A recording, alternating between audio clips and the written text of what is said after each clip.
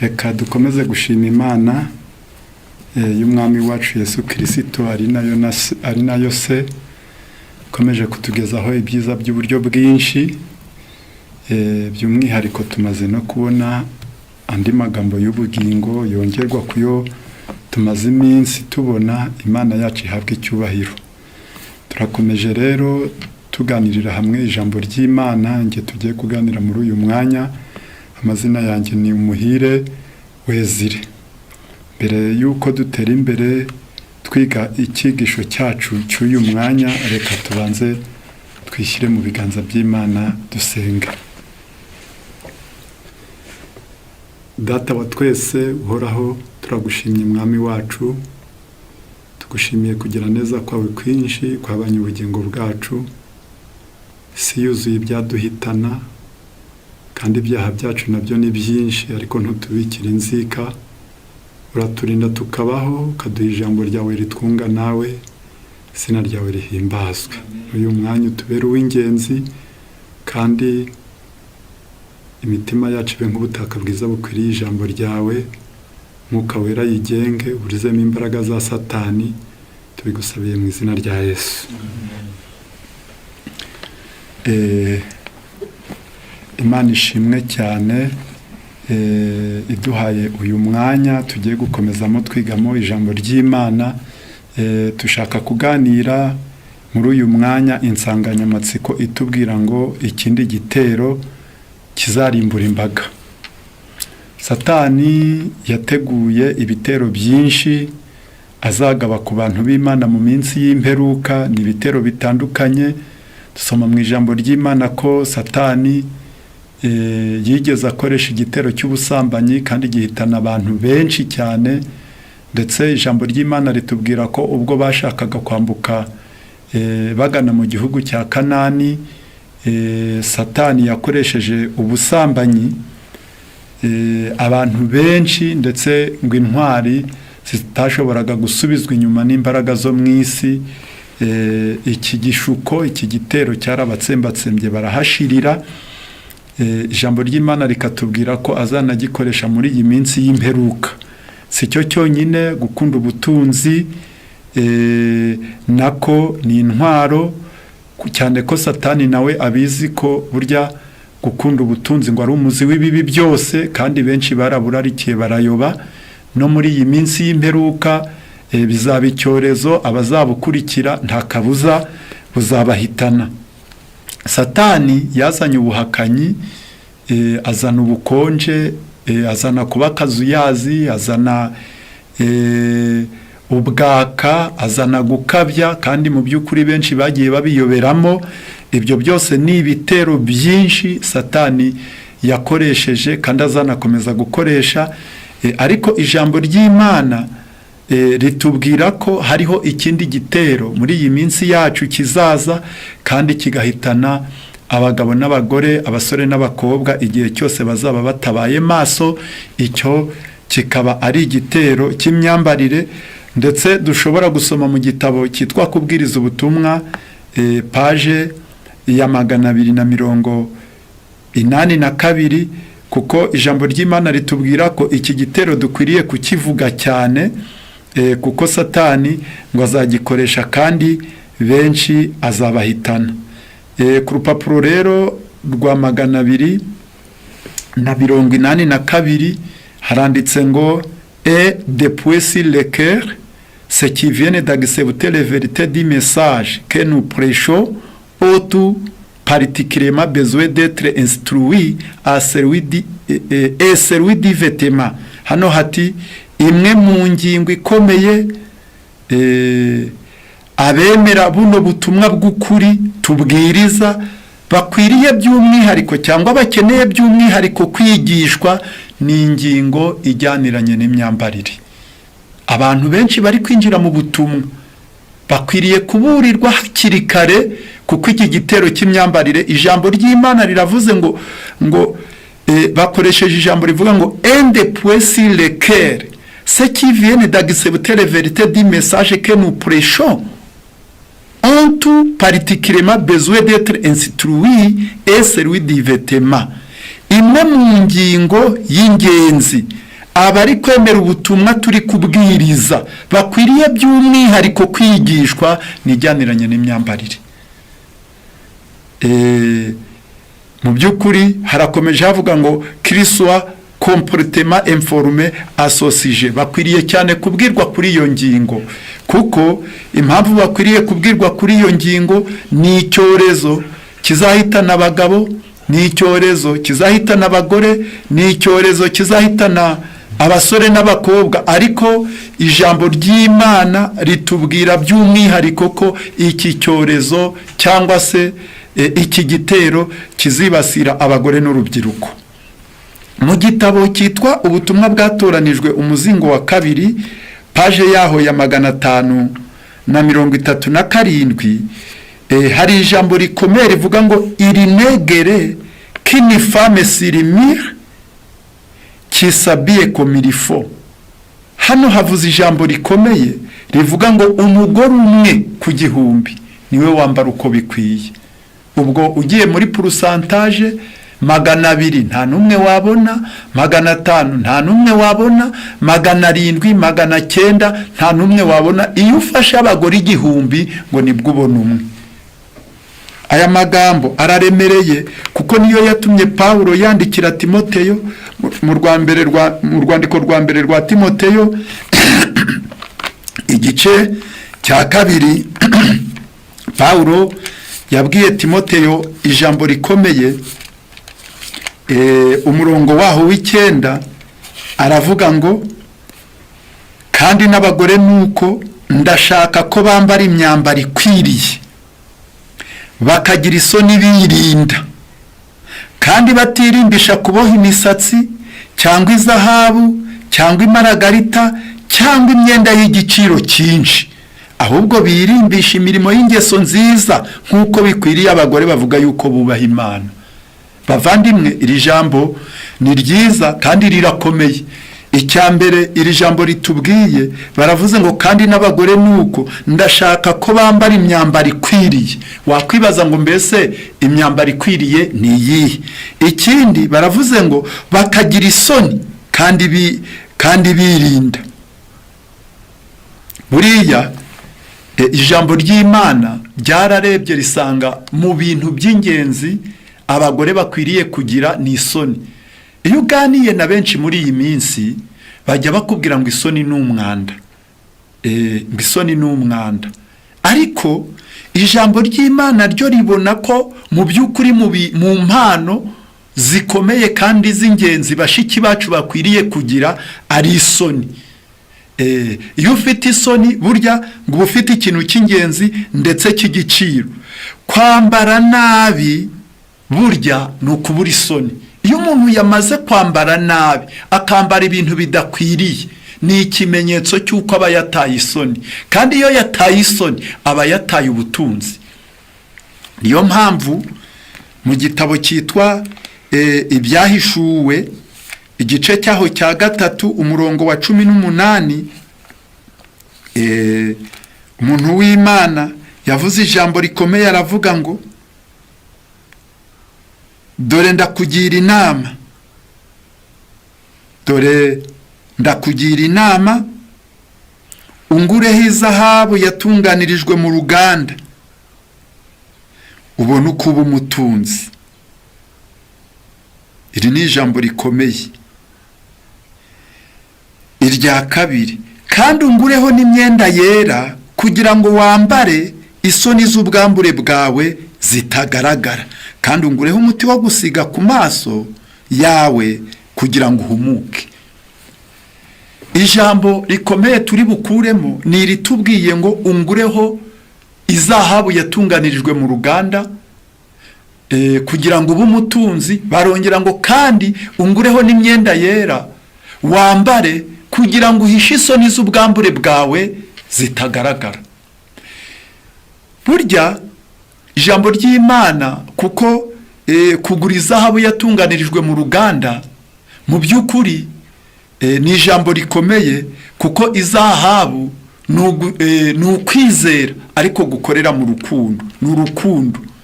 Kuko igihe umuntu w'Imana yazanaga ubugorozi yaravuze ngo abazaga kumugana bose yabahagararaga imbere. Mvuga ni Yohana Umubatiza, akavuga ati umuntu wese ufite imyenda ibiri afata umwe awuhe utawufite. Kuko mu gitabo cy'ibyakozwe n'intumwa igice cyaho cya 20 umurongo wa 34 haranditse ngo erega burya gutanga guhesha umugisha kuruta guhabwa. Ufite n'amavarisi yuzuye imyenda, za mari zuzuye cyangwa za garderobe, burya ni urubanza rwuzuyemo. Kuko umurongo uravuze ngo ufite imyenda ibiri, se koko ufite ibiri? Tekereza ko ufite n'ibiri gusa bitaba urubanza. Ariko abantu benshi, kuko iki cyigisho turi kwiga ni umutego kandi ni igitero Satani yazanye, uko ibigezweho byadutse baragura, ibigezweho byaza bakagura, ibindi byaza bakagura. Uyu ni umutego, kuko kuri kubirunda ni kuri kurunda urubanza, kandi byanga bikunze uzajya mu rubanza bizagukoraho.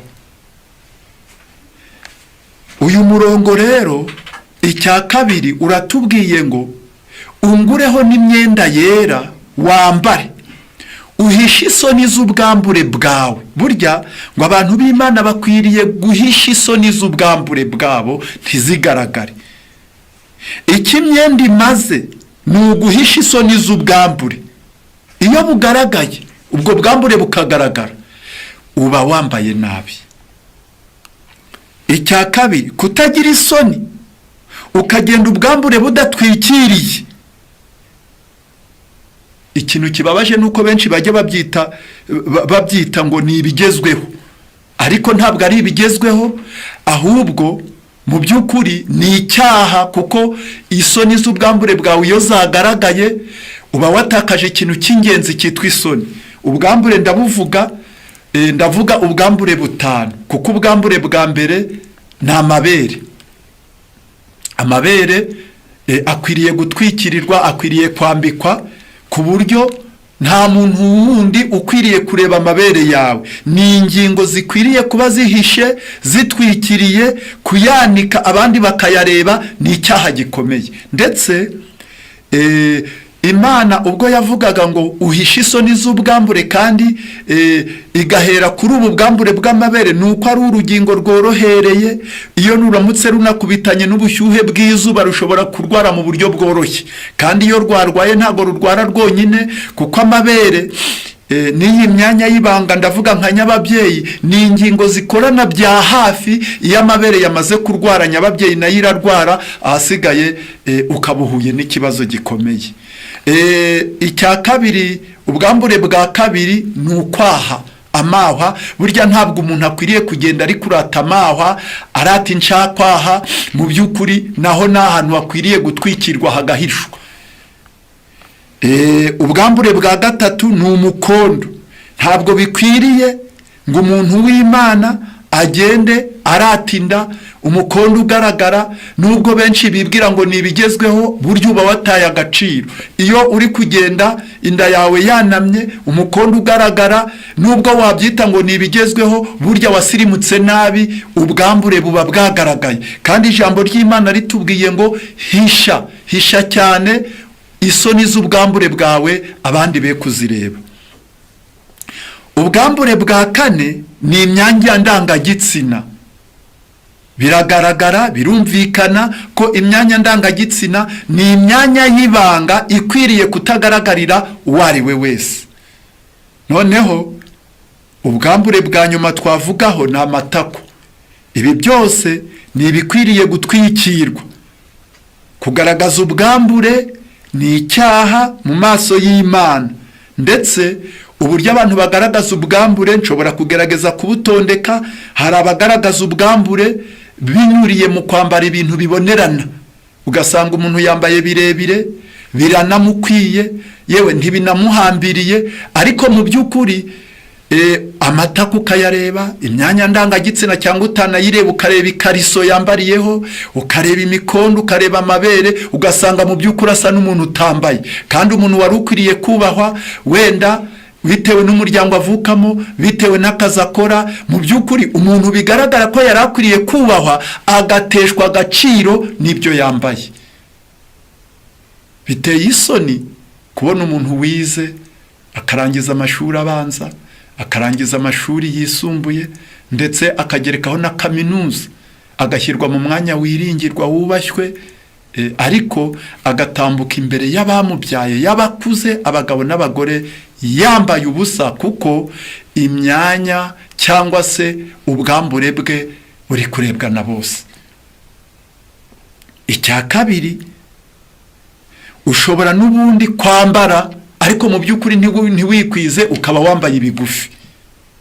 Biteye isoni kubona umuntu yavuga speech nziza, akavuga icyongereza cyiza, akavuga igifaransa cyiza, akaba afite ikibonezamvugo, ijambo rye benshi b'abanyacyubahiro bakaba bariteze amatwi, ariko yajya kwicara akabona yambaye ubusa, akabura uko yicara, kuko nubwo afite ubwenge bwo gutunganya ibindi mu mpano afite, ariko ubwo kudodesha ibimukwiye yarabubuze.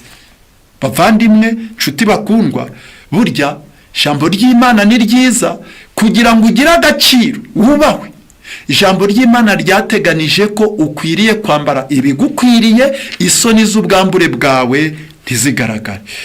Ubundi buryo umuntu ashobora kugaragaza ubwambure ni ukwambara ibintu bitamukwiye, bimuhambiriye cyane, maze bwa bwambure bwose twarondoye bukaba bugaragara. Ni bibi, binakojeje isoni. Mu by'ukuri reka nambabwire ko bamwe bibatera indwara zikomeye, kuko iyo wamaze kwihambira cyane, amaraso ntabwo ashobora gutembera neza mu mitsi ngo azagere mu ngingo, maze ingingo zirangize inshingano zazo. Aho niho hakomoka indwara za romatizme cyangwa se n'izindi ndwara, kuko circulation sanguine cyangwa se uko amaraso atembera biba byakomwe mu nkokora. Bavandimwe, ibi byose burya Imana iteganya ko dukwiriye kwambara, ku buryo hari n'abambara kugeza ubwo nyababyeyi yihengeka, akazagira ingorane yo kuzapfa atabyaye, kandi bitewe nuko yiyita ngo arashaka igisirimu, icyo gisirimu kikazamuvutsa n'iby'Imana yari yaramugeneye. Ibi bihambiriye ni icyaha. Nyamara ibi abantu benshi bita ubusirimu, iyo bibujije abantu ushaka kubakosora ngo bageze ku byiza, aho kugira ngo bumve umuhanano, usanga baguhaye urwamenyo, kuko bazi ko ari byo fashion. Muri cya gitabo cyitwa ubutumwa bwatoranijwe, umuzingo wacyo wa 2, paje ya 537, n'ubundi haranditse ngo doctrine diro immédiatement. Benshi iyo uri kubaha inama ku bijyaniranye n'imyambarire, bahita bakubwira bati revêtement que vous recommandez est démodé.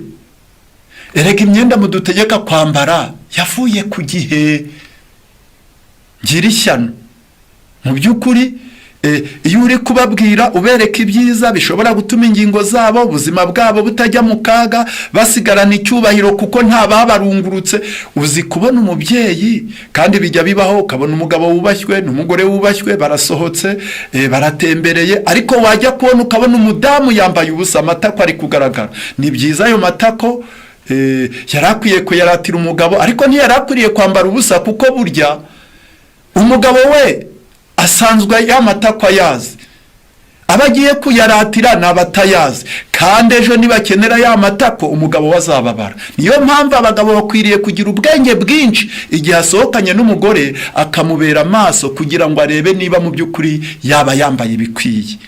Ariko benshi bahita bavuga bati imyambaro muri kudutegeka yavuye ku gihe, yavuye kuri mode. Aya magambo ateye ubwoba, kandi avugwa n'abantu benshi. Nyamara ijambo rikomeye bavuze hano, baravuze ngo si nous pouvions posséder la force démodée qu'avaient les femmes démodées. Wagira ngo tugire imbaraga zacyuye igihe, zari zifitwe n'abagore bacyuye igihe, de génération passée, bo mu gihe cyatambutse. Ce serait une chose désirable. Ibyo byaba ari ibintu byo kwifuzwa. Iri jambo riraremereye, kuko ngo burya mbere yuko twambara, ngo twari dukwiriye no kujya turarebera ku bagore ba kera, ngo bajyaga barimba, ariko ngo mu kurimba kwabo ngo ntabwo bajyaniranaga n'ibigezweho, ngo ahubwo babaga bazi ibibambitse bibakwiriye, kuko ngo umurimbo wabo iteka ryose wabaga uhishwe mu mutima. Iri jambo bavandimwe ryanditswe no mu gitabo bari kuduha icyitegererezo mu gitabo cy'urwa mbere rwa Petero igice cyaho cya 3, baranditse ngo namwe bagore nuko mugandukira abagabo banyu, kugira ngo nubwo abagore bamwe batumvira ijambo kugira ngo nubwo abagabo bamwe batumvira ijambo ry'Imana bareshywe n'ingeso nziza z'abagore babo, nubwo baba ari nta jambo bavuze, ariko babonye ingeso zanyu zifatanije no kubaha, mu by'ukuri bashima Imana. Umurongo wa 3, umurimbo wanyu we kuba w'inyuma, wo kuboha imisatsi, cyangwa wo kwambara izahabu, cyangwa wo gukanisha imyenda, ahubwo ubu w'imbere uhishwe mu mutima, umurimbo utangirika w'umwuka, ufite ubugwaneza n'amahoro, ari wowe igiciro cyinshi mu maso y'Imana. Abagore bera ba kera biringiraga Imana, niko birimbishaga bagandukira abagabo babo, nk'uko Sara yumviraga Aburahamu akamwita umutware mwe. Namwe muri abana b'uwo, niba mukora neza ntimugire ubwoba bubahamura. Mbese wajya kwiga kwambara, wajya kwiga kwirimbisha, yajya kwiga uko Sara yambaraga, kuko ijambo ry'Imana riravuze ngo wagira ngo twambare nk'abo bagore, ngo cyaba ari ikintu cyo kwifuzwa. Bantu b'Imana, nshuti bakundwa, ijambo ry'Imana rijya ritubwira neza uburyo abantu b'Imana bakwiriye kwambara, kuko nko mu gitabo cyitwa Uwifuzwa ibihe byose, paje 204, ni icyigisho cya 22, harimo amagambo y'ingenzi ari kuvuga ngo jambo rikomeye, Jésus poursuivi. Ce chapitre est basé sur Matthieu 11 sur 1-11, Marc 6 sur 17-28, Yesu Luc 7 sur 19. akomeza kuvuga aya magambo agira ati, iri jambo riraremereye, mais qu'êtes-vous allé voir? Mbese mwagiye kureba iki? Et non me vêtis sontieusement, mbese mwagiye kureba umuntu wambaye iby'umurimbo? Ariko abambara imyambaro y'imirimbo baboneka mu ngo z'abami. Ijambo rikomeye, Jean avait été appelé à condamner le péché et les excès de son temps. Yohana yari yarahamagariwe guciraho iteka ibyaha n'agakabyo ko mu gihe cye. Kwakundi ujya ubona umuntu imyenda iradutse araguze, ejo hageze araguze, mbese ibyadutse byose akaba yumva atatangwa. Mu by'ukuri ngo nibyo Yohana yari yaraje guciraho iteka. Harakomeje hati, la simplicité de son vêtement et sa vie de renoncement était en harmonie avec le caractère de sa mission.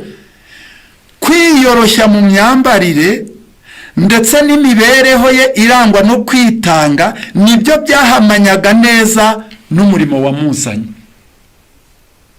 Mbese bana b'Imana, iyo umuntu ushaka no kumumenya neza, ukamenya neza ko iyobokamana ryacengeye mu mutima, umurebera no mu myambaro.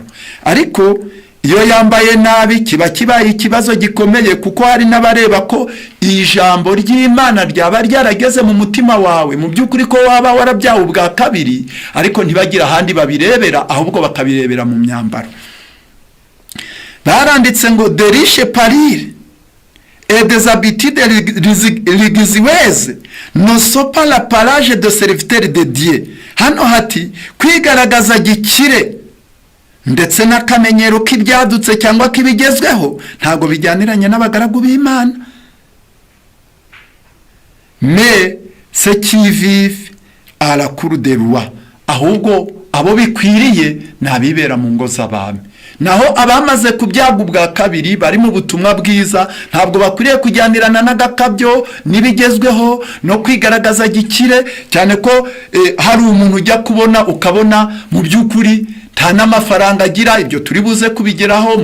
Umushahara yinjiza ni muke cyane, ariko yabona imyambaro yadutse nawe akarara adasinziye, ibintu bigacika, nta kindi kimubujije ibitotsi usibye ibyo abandi bambaye. Mu gitabo cya Luka igice cyaho cya 7 umurongo wa 24 hatubwira neza uburyo abana b'Imana bakwiriye kwambara.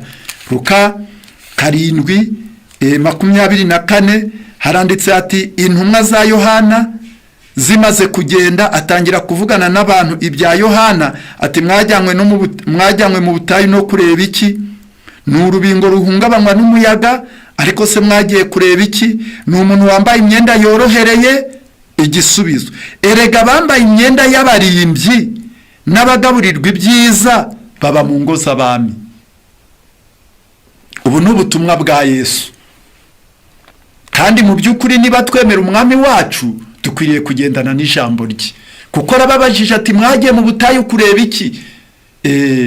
Mwajyanywe no kureba urubingo ruhungabanywa n'umuyaga, ariko mwagiye kureba iki? None se mwagiye kureba umuntu wambaye imyenda yorohereye? Ngo erega bambaye imyenda y'abarimbyi n'abagaburirwa ibyiza. Mbese iyo bavuze imyenda y'abarimbyi turi buze wenda kuyigeraho, ni ikibazo. Ndatanga urugero, ni babandi bihambira, mu by'ukuri ugasanga yambaye ipantaro, ni umukobwa cyangwa se ni umusore, ni umudamu se, kugira ngo azajye gukuramo ya pantaro yambaye akajya gutabaza baramufasha, bakabanza gukurura, bagakurura, ugasanga ibyuya byaje ari gukurura akuvanamo ipantaro. Bana b'Imana, ibyo nibyo ijambo ry'Imana rivuga, ngo abambaye ibimeze bityo ntabwo bakwiriye kugaragara mu butumwa bwiza. Iri jambo abana b'Imana bakwiriye kurizirikana cyane. Icya kabiri, abambara imyenda yorohereye ni abambara, muzababona ugasanga umusore arambaye, yari akwiriye gushyiramo umukandara kugira ngo iyo pantaro imufate, ariko akaba atashyiramo umukandara. Ndakurahiye, ahubwo ipantaro ikagenda iranagana nka wagira ngo yayikoreyemo ibindi bintu. Igiteye isoni, ugasanga imyenda y'imbere niyo iri kugaragara. Rimwe na rimwe ugasanga iyo myenda y'imbere nta nubwo iheruka amazi.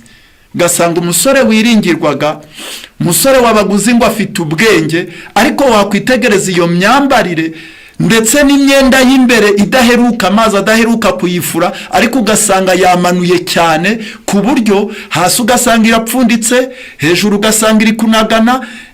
Yataye imyenda y'imbere niyo iri hejuru, yayambaye yayizamuye yayigejeje mu mugongo, kandi mu by'ukuri iyo myenda y'imbere iri kunuka idaheruka amazi. Ibyo urabireba, wabona umusore ari gutambuka ukibaza kino kinyejana turimo mu by'ukuri iyo kiri kwerekeza. Bavandimwe, nshuti bakundwa, igihe kirageze ngo twongere kwiga ibijyaniranye n'imyambarire, ku buryo mu gitabo cya Bibiliya ijambo ry'Imana guhera mu itangiriro kugera mu byahishuwe ntago ryigeze rihwema gutanga inama ku bijyaniranye n'imyambarire. Mose mu gihe cye, mu gitabo cyo gutegeka kwa 2 igice cyaho cya 22 umurongo waho wa 5 yari yarategetse abantu, aravuga ati 22:5 aravuga ati, umugore cyangwa umukobwa ntakambarane n'umugabo. Iri ni itegeko ry'Imana, nubwo Imana yabivugiraga mu kanwa ka Mose, ni itegeko ry'Imana ngo abagore be kwambarana n'abagabo. Ubwo mbese imyenda y'abagabo ibi y'abagabo, iy'abagore ibi y'abagore, ariko byaratandamye. Ubu abagore barashaka kwambara iy'abagabo, abagabo nabo barashaka kwambara iy'abagore, ibintu byaracitse. Iri tegeko ry'Imana ribuza ababyeyi n'abakobwa kwambara imyambaro y'abagabo.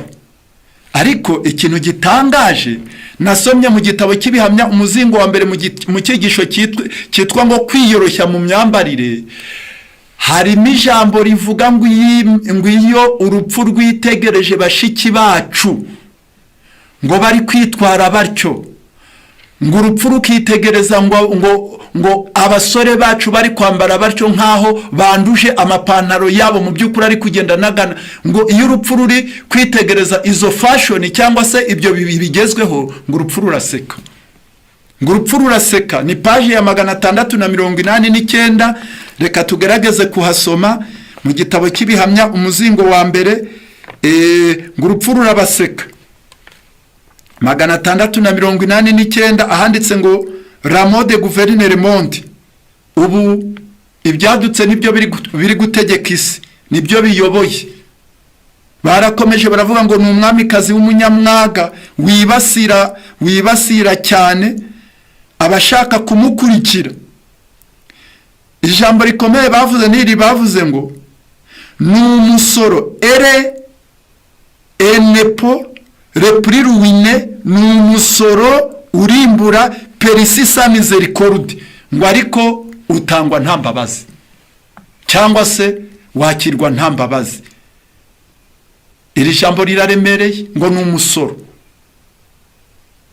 Abantu benshi basabwa gusora muri iyi minsi y'imperuka, ni umusoro udahabwa leta. Ngo ariko uwo musoro ngo wakwa nta mbabazi. Ni ukuvuga ngo iyo ibigezweho byamaze gutegeka mu muryango, umugabo ashobora kudasinzira. Ni ukuri umugore yabonye ibigezweho, abakobwa babonye ibigezweho, abahungu babonye ibigezweho, baravuze ngo ni umusoro ushobora kwakwa nta mbabazi. Ubwo inka yagurishwa, umurima wagurishwa, ariko bakambara. Yewe imishinga yari iteganijwe kugerwaho yahagarara, kuko uyu musoro ubangamira iterambere, ubangamira kuzigama, nta cyagerwaho mu muryango. Baravuze ngo ni umusoro kandi utangwa nta mbabazi. Iri jambo rirakomeye, era ini puissance, mbese ngo uyu musoro ufite imbaraga iteye ubwo. Ere prête à critiquer et à ridiculiser les pauvres qui ne s'y conforment pas à tout prix au péril même de sa vie. Hano haravuze hati iyo mode ihora yiteguye kunyega no guseka abakene badashoboye kujyanirana n'ibigezweho ku giciro icyo ari cyo cyose, ngo kabone n'ubwo babamba ubuzima bwabo.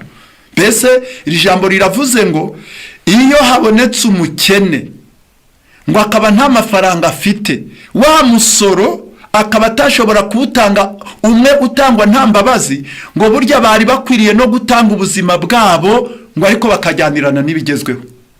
Niyo mpamvu ushobora gusanga abantu bamwe bagiye mu busambanyi, ngo ariko babone amakanzu agezweho, babone amajipo agezweho, babone. Mbese ijambo riravuze ngo ibi bigezweho, ibi mode, ngo zihora ziteguye kunyega no guseka abakene badashoboye kujyanirana nazo, ngo ku buryo babamba n'ubuzima bwabo, batanga n'ubuzima bwabo. Bavandimwe, nshuti bakundwa, niyo mpamvu ijambo ry'Imana ritubwira ko burya ibi bigezweho dukwiriye kubyitondera, ngo kandi abantu benshi bari kwemera ubutumwa tukabibigisha. Mu gitabo barakomeje hano, reka nkomeze nsome twumve. Satan triomphe de voir se si byere isi. Satani aranezerwa iyo ari kubona bya bigezweho abantu babyiroshyemo. Mbese yabonye abadamu, abakobwa icyadutse batunuye amaso bari kubyirohamo, ngo Satani aranezerwa cyane, akishima ati imigambi yanjye nyigezeho. Era morosuri, kandi n'urupfu rukamwenyura rugaseka. De voir avec quelle folie les femmes détruisent leur santé, ngo maze urupfu rukamwenyura iyo rubonye ngo ubupfu bw'abagore bubateye kuba cyangwa se gusenya ubuzima bwabo. Avec quelle zèle aveugle et se prosterne devant la mode. Ngo Satani aranezerwa, ngo urupfu rugaseka, ngo iyo urupfu ruri kubona ngo abagore mu bupfu bwabo bahangaye bagasenya ubuzima bwabo, ngo kandi bakagira ishyaka ry'ubuhumyi ryo kugenda bakubarara imbere y'ibyo bigezweho. Nshuti bavandimwe, burya dukwiriye kuba maso, dukwiriye kuba maso cyane, tukamenya ngo Satani yaraduteze, kandi turamutse tutabyitondeye iki gitero cyo mu minsi y'imperuka kizahitana abagabo n'abagore batabaye maso. kizazimiza iterambere, kandi abadashoboye kuzigama kizabaroha mu manga. Mu muryango hazajya haraba imyiryane ngo bitewe n'iyi myambarire. Byari bikwiriye ko abana b'Imana bakwiriye kubyagwa ubwa kabiri, ndetse ingingo tuganiraho buno tugezeho nivuga ngo burya kwambara ibidakwiriye n'ubupagani. Igihe cyose muzajya mubona abantu bambaye ibintu byabuzanijwe n'ijambo ry'Imana, mujye mumenya ngo mu by'ukuri biriya byabuzanijwe n'ijambo ry'Imana ni ubupagani, nta kindi, ni ubupagani. Mu gitabo cy'ibyaduka byo mu minsi y'imperuka, urupapuro rwaho n'urwa 70 ariko ku isubi ya 296 handitse amagambo akomeye. Reka tugerageze kuyasoma. Niyo burya aratwereka ko iyo abantu bahangaye kwambara mu buryo butajyaniranye n'ibyo twizera, mu by'ukuri ngo biba bigaragaje ko ari abapagani. Iyi paji iravuga ngo il n'est pas nécessaire de faire de la question du vêtement le point principal de votre religion. Mu by'ukuri ngo ntabwo byari bikenewe namba ko ikibazo cy'imyambarire tukigira ingingo y'ingenzi y'iyobokamana yacu. Nk'ubu ngo tube turi kubyigisha, yaba twari dufite abagabo n'abagore, abakobwa bacu n'abasore bacu bamaze guhinduka, babyawe ubwa kabiri, ibi bintu ntabwo byakagombye kwigishwa. Kuko hano haravuze ngo il est des thèmes de conversation plus riche que cela. Hari ingingo zikungahaye z'ingenzi twakagombye kwigisha zisumba n'iyi ngiyi.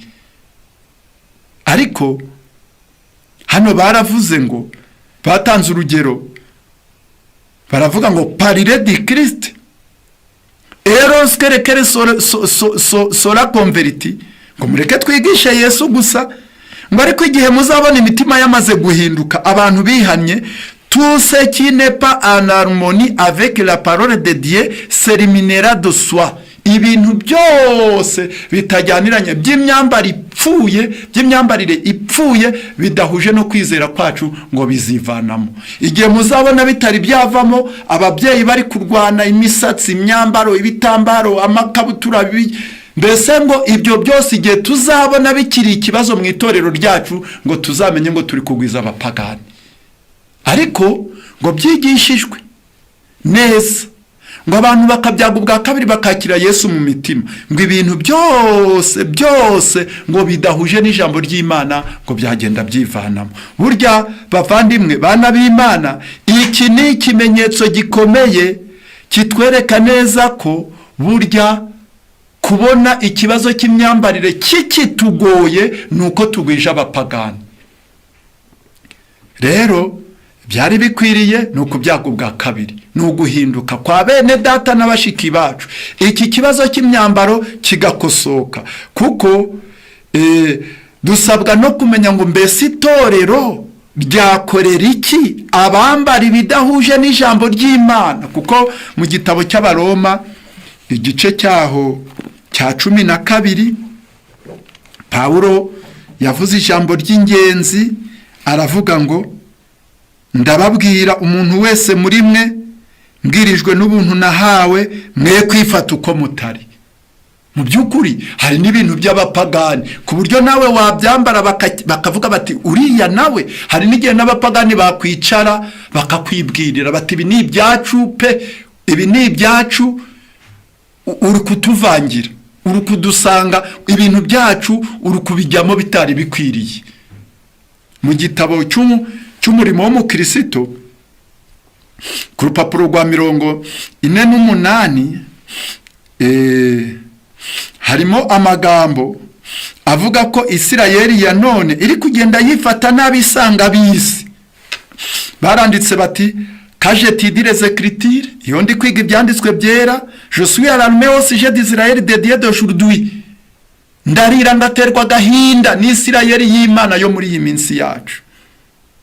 Sere sortiza sont invités à fuir l'idolâtrie abizera babo bahora bahamagarirwa ubudatuza guhunga gusenga ibigirwamana, ibyo bigirwamana by'imyambarire bakabihunga bakabigendera kure. Mais je crée qu'il soit endormi et qu'il se conforme au monde au point qu'il serait difficile de discerner celui qui sert Dieu et celui qui ne le sert pas. Hano Madamu White aravuga ati ariko ndatinya yuko bazasinzira pe kugeza ubwo bazifatanya n'isi bagasa nayo, kugeza ku rwego bizaba bitoroshye gutandukanya ukorera Imana n'utayikorera. Harakomeje hati la distance qui sépare le Christ de son peuple ne fait que s'accroître. Ikirere gitandukanya Kristo n'ubwoko bwe aho kugira ngo kigende kigabanuka ngo kiri kugenda kiyongera cyane.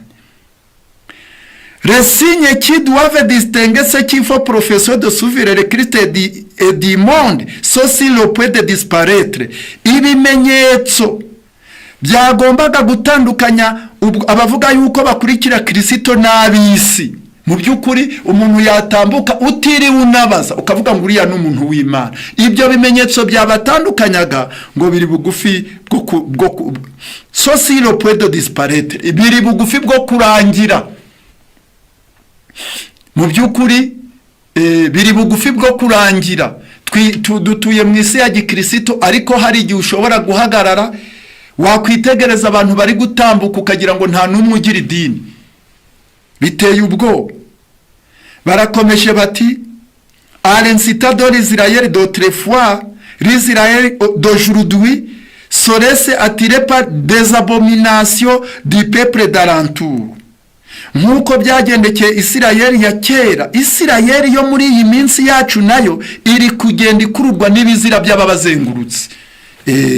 Ni ikintu giteye ubwoba, aho twakagombye kuba maso, aho twakagombye kuba ibyitegererezo. Natwe Isirayeli ya none ngo turebeye ku bizira biri gukorwa n'abatuzengurutse, ngo imyitwaro yabo, inyifato yabo, uko bari kugenda bambara biyambika ubusa cyangwa bambara ibidakwiye, burya nta nubwo twari dukwiriye kurwara indwara zabo. Kona yarwaye kanseri y'amabere kubera ko yagiye yanitse, nawe bwacya mu gitondo ukabura ufashwe nayo, kandi cyayimuteye ari cyo cyayiguteye. Mu by'ukuri uhora wiga ibyigisho bijyaniranye n'imyambarire kiba ari ikibazo gikomeye.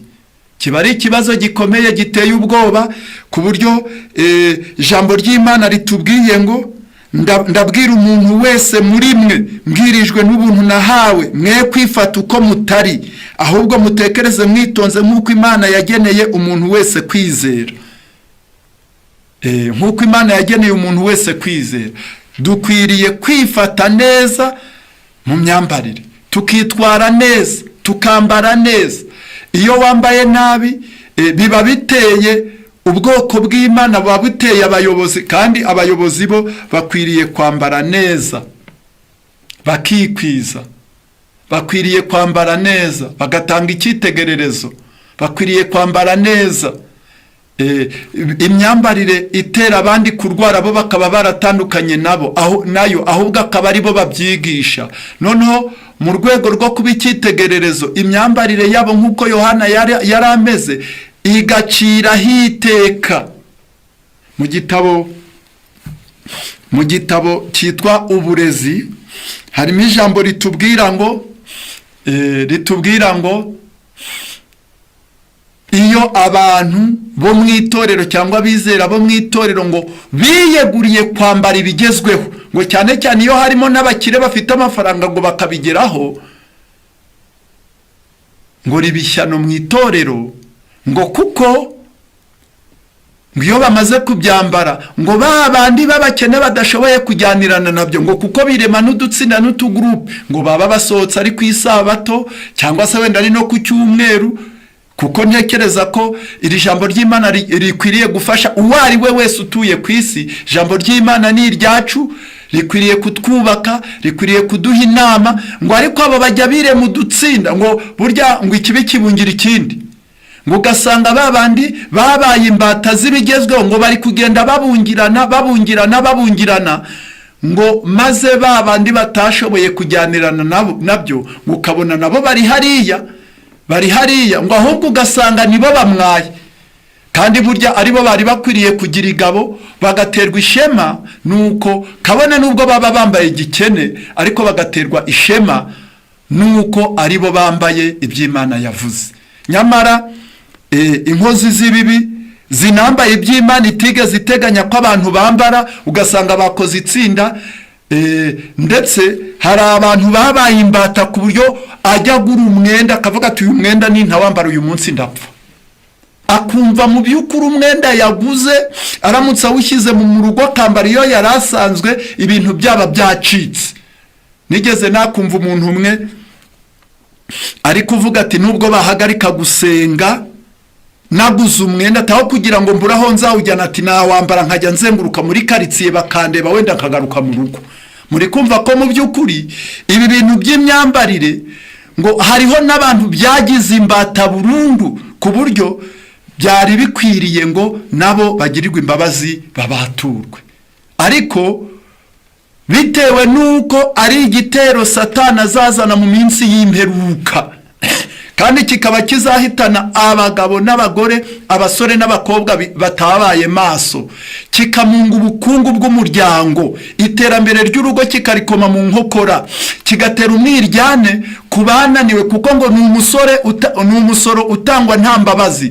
Mu by'ukuri ngo amahoro mu muryango akabura bitewe nuko ubushobozi bw'umuryango bwananiwe kugera ku bigezweho. Ngo iki kintu kizabuza amahoro umuryango.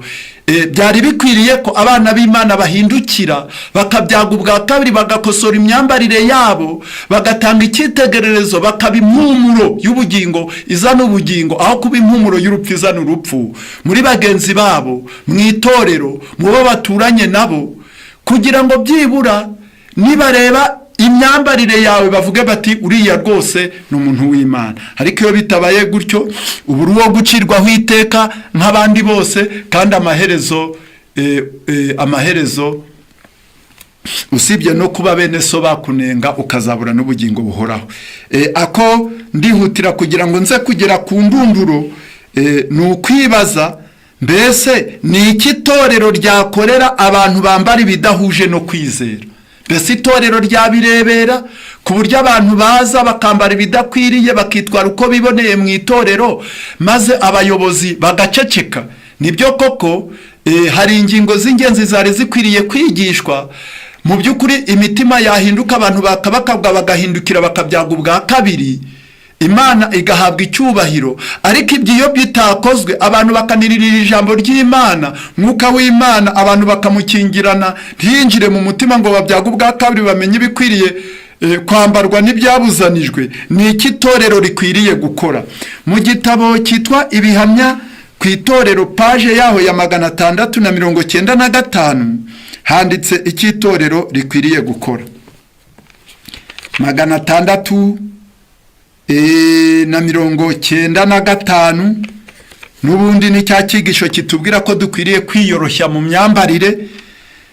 Banditsemo ijambo rikomeye riri kuvuga ngo les adventistes commettent un très grand péché en laissant les membres de leurs églises se vêtir d'une manière qui ne s'accorde pas avec leur foi. Ngo abategereje ko Yesu agaruka bakora icyaha gikomeye. Ni ikihe? Ngo icyaha bakora gikomeye ngo ni uko bemerera abizera bo mu matorero yabo bakambara bidahuje no kwizera kwabo. Bavandimwe, nshuti bakundwa, nimwumve ko burya hari ikikwiriye gukorwa, kuko baravuze ngo dukora un très grand péché, icyaha gikomeye. Ngo igihe bene data bashiki bacu bariya basore ngo bitwara, ukabona biyogosheje za zindi bita ngo ni turuwakushe, ukabona yaje kandi ukabona n'umuririmbyi koko agiye kujyamo, kandi burya abaririmbyi koko, abaririmbyi n'ababwiriza, ariko ukabona nta n'isoni. Ngo noneho ngo ukabona babandi b'abayobozi ngo baracecetse barabyihoreye. Ngo ni icyaha gikomeye cyane abategereje bakora, ngo iyo bari kurebera ngo kandi ngo abizera babo bari kwambara binyuranye no kwizera kwabo. Haravuze hati nous devons nous élever immédiatement contre ce péché.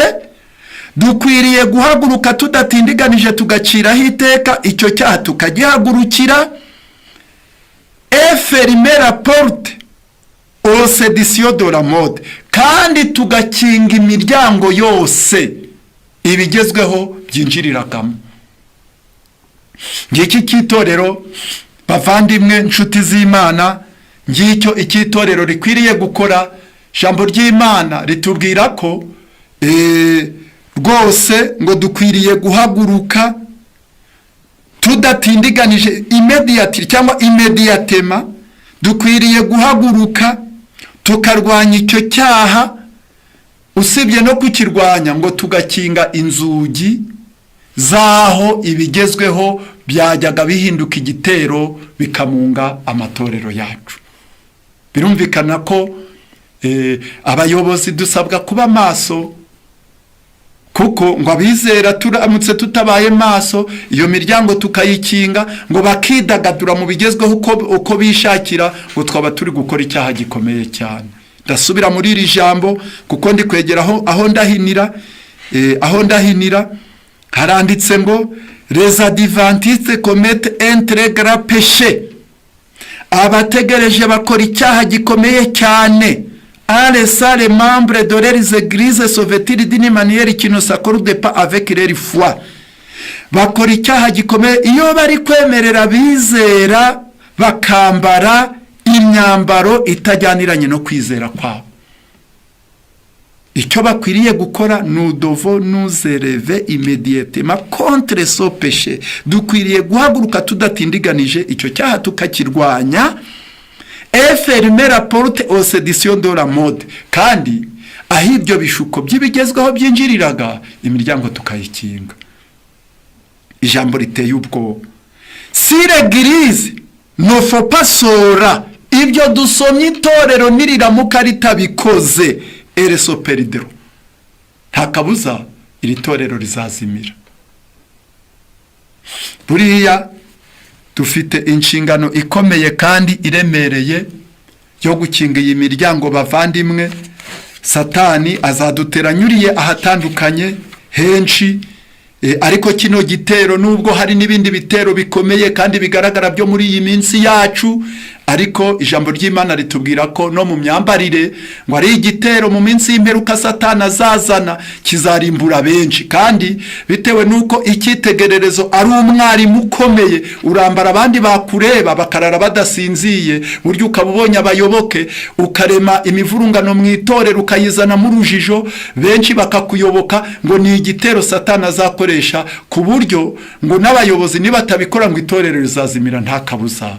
Mureke Imana idushoboze guhaguruka, Imana idushoboze gukingura inzugi z'imitima yacu kugira ngo Kristo yinjire, duhinduke, twihane, tubyaga ubwa kabiri, twige izindi ngingo z'ingenzi, ariko imyambarire yacu mu by'ukuri dutandukanye n'ab'isi, dutandukanye n'abapagani, twarabyawe ubwa kabiri, binagaragarira mu myambarire yacu. Mureke, kuko icyitegererezo burya kirabwiriza kuruta amagambo. Mureke Imana iduha imbaraga zo gushobora kuba ibyitegererezo aho tunyura hose, aho tugenda, mu myambarire tugira, abatureba bose bajye babona ko mu by'ukuri turi abana b'Imana. Imana ibidushoboze mu izina rya Yesu umukiza wacu. Amen.